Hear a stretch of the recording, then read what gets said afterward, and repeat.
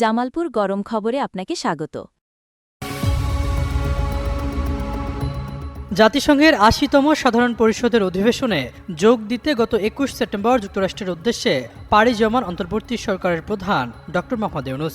সরকার প্রধান সহ বাংলাদেশের প্রতিনিধি দল এই মুহূর্তে সেখানেই অবস্থান করছে। দেশটি নিউ ইয়র্ক শহরে সাধারণ পরিষদের অধিবেশনের ফাঁকে আল জাজিরার সাবেক সাংবাদিক মেহেদী হাসানের মুখোমুখি হয়ে বাংলাদেশের চলমান রাজনৈতিক পরিস্থিতি ও আসন্ন নির্বাচন ইস্যুতে খোলামেলা কথা বলেন সরকার প্রধান। সেই সঙ্গে তুলে ধরেন অন্তর্বর্তী সরকারের বিভিন্ন কর্মকাণ্ডের কথাও।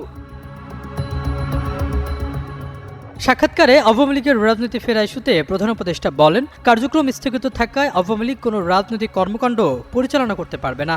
যদিও তারা দল হিসাবে বৈধ রয়েছে, তবে কার্যক্রম সাময়িকভাবে স্থগিত করা হয়েছে।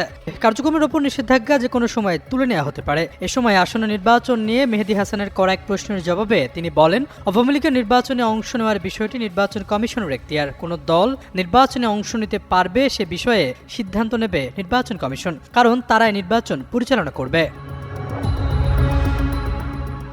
প্রধান উপদেষ্টা আরও বলেন, আওয়ামী লীগের সমর্থক রয়েছে, তবে তাদের লাখ লাখ সমর্থক থাকার বিষয়টি তিনি বিশ্বাস করেন না। আসন্ন নির্বাচনে তাদের সমর্থকরা সাধারণ ভোটারদের মতোই ভোট দিতে পারবেন, তবে সেখানে আওয়ামী লীগের প্রতীক থাকবে না। তিনি অভিযোগ করে বলেন, আওয়ামী লীগ নিজেদের রাজনৈতিক দল দাবি করলেও বাস্তবে তারা রাজনৈতিক দলের মতো আচরণ করতে পারেনি। তারা মানুষ হত্যা করেছে, নিজেদের কর্মকাণ্ডের দায় স্বীকার করেনি এবং সব সময় দায় অন্যের ওপর চাপিয়ে দিয়েছে।